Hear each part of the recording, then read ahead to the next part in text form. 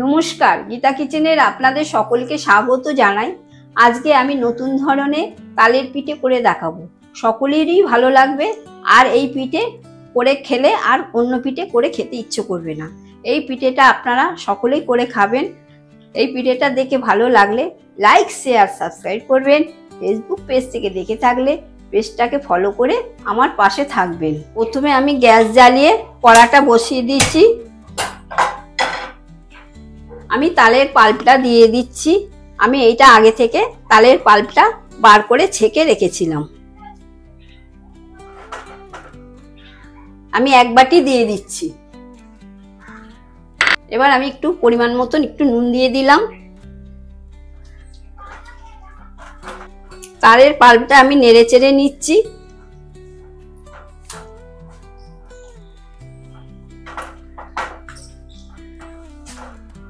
এবার আমি এক বাটি নারকেল কুড়ো দিয়ে দিচ্ছি।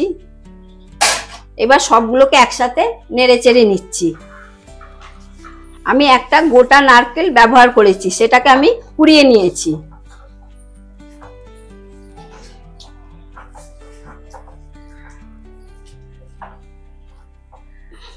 এবার আমি এক বাটি জাল দেয়া দুধ দিয়ে দিচ্ছি ঘন।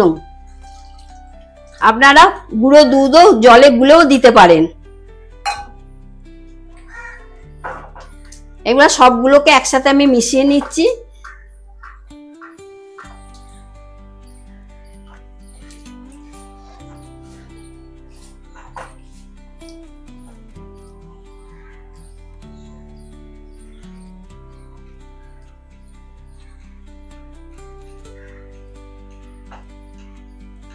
আমি তাল, নারকেল আর দুধটাকে ভালো করে আমি মিক্সড করে নিচ্ছি।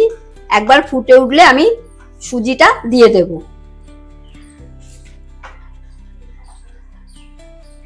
এবার ঘন হয়ে গেছে দেখতে পাচ্ছেন। এবার ফুটে উঠেছে। এবার আমি সুজিটা দিয়ে দেবো। এবার আমি এক হাতে সুজিটা অল্প অল্প করে দিচ্ছি আর এক হাতে নাড়ছি।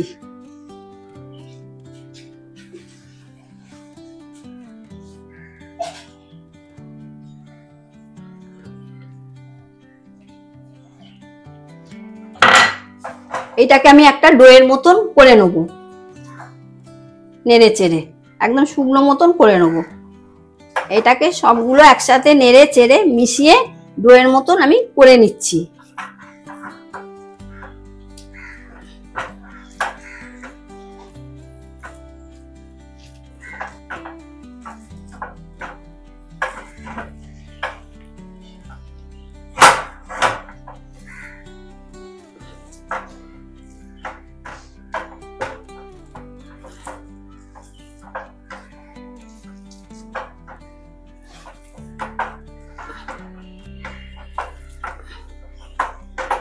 একদম ডোয়ের মতন পাকিয়ে নেব। দেখুন একদম শুকনো হয়ে এসছে। দেখুন কি সুন্দর শুকনো হয়ে এসেছে।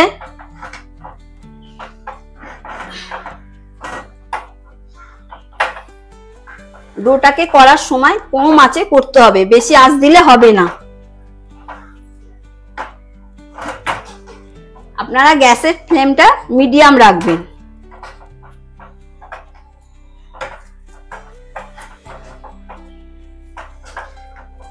দেখুন ডোয়ের মতন পাকিয়ে গেছে। এবার আমি নামিয়ে নেব। এবার আমি ডোটাকে একটা পাত্রে ঢেলে নিচ্ছি।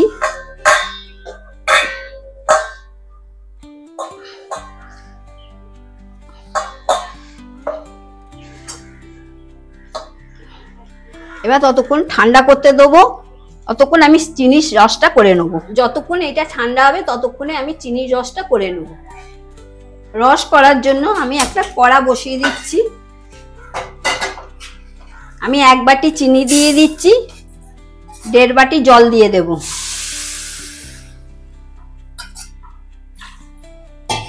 স্বাদ আর গন্ধের জন্য আমি 3টে এলাচ ফাটিয়ে দিয়ে দিচ্ছি। এবার আমি চিনির শিরাটা বানিয়ে নেব। চিনিগুলো গলে গেলেই আমি নামিয়ে নেব। ঘন হবে না, পাতলা টাইপের চিনির শিরাটা হবে।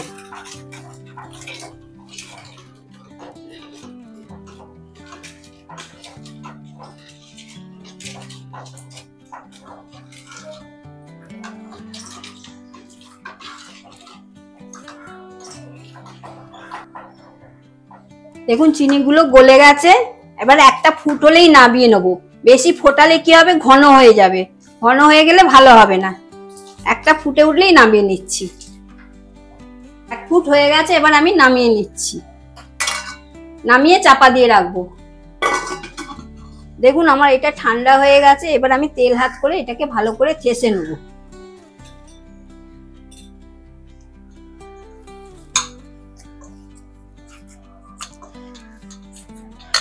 ভালো করে ঠাসতে হবে, যে সুজির যে দানা দানা ভাবটা মুখে লাগবে না।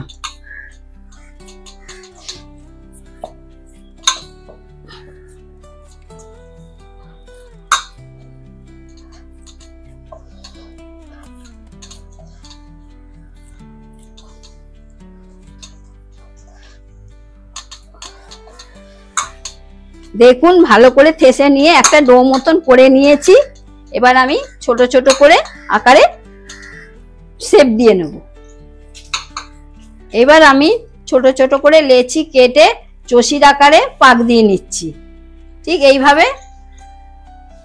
এইভাবে করে ঠিক লম্বা লম্বা করে এইখানটা সরু হবে, মধ্যিখানটা একটু মোটা হবে, এইভাবে করে নিতে হবে।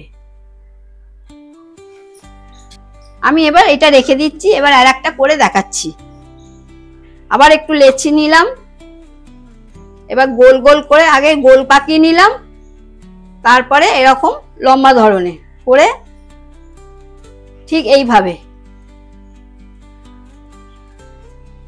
এইভাবে পাকিয়ে নিচ্ছি। সাইডে রেখে দিলাম। আবার লেচি কেটে নিচ্ছি ছোট ছোট করে, আবার গোল গোল করে নিচ্ছি। এইবার লম্বা একটু করে নিচ্ছি, শেপ দিয়ে নিচ্ছি।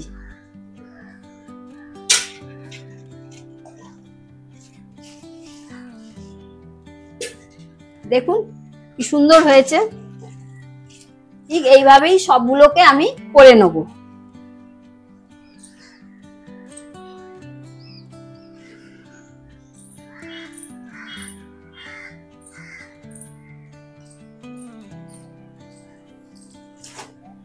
আমার সব পিঠেগুলো চষির আকারে তৈরি হয়ে গেছে। এবার আমি সাদা তেলে ভেজে রসে ডুবিয়ে নেব। কড়াতে আমি সাদা তেল দিয়ে দিচ্ছি। তেলটা ভালো রকম গরম হলে তারপরে আমি পিঠেগুলো ছাড়বো। তেলটা ভালো রকম গরম হয়ে গেছে, এবার আমি পিঠেগুলো ছেড়ে দিচ্ছি। একসাথে বেশি দেবো না, অল্প অল্প করে দেবো। বেশি করে দিলে কি হবে, ভেঙে যাবে গায়ে গায়ে লেগে।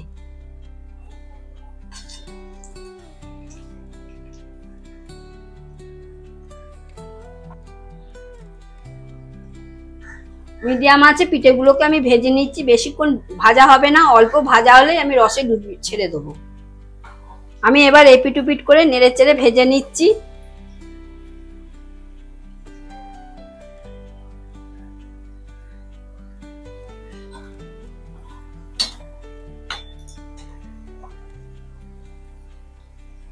পিঠেগুলো ভাজা হয়ে গেছে, তেল ছেঁকে রসে ডুবিয়ে দেবো।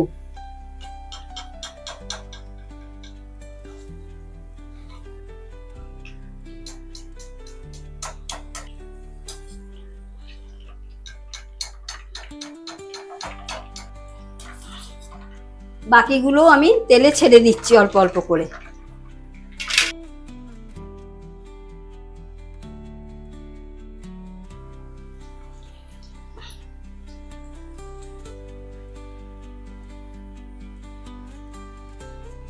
এই পিঠেগুলো রসে ভালো রকম ডোবানো হয়ে গেছে। এবার প্লেটে আমি তুলে নিচ্ছি।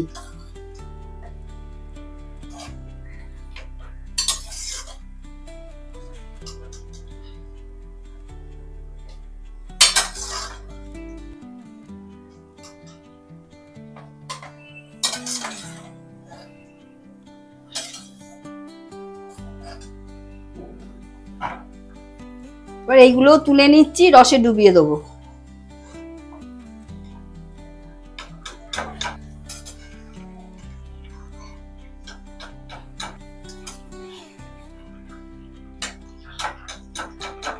এবার বাকিগুলোকেও তেলে ছেড়ে দিচ্ছি।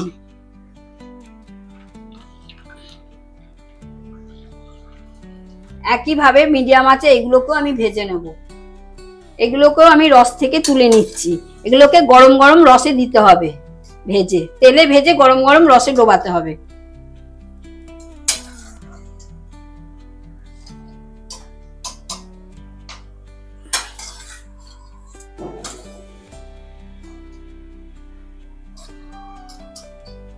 এইগুলোকেও আমি তেল থেকে ছেঁকে রসে ডুবিয়ে নেবো।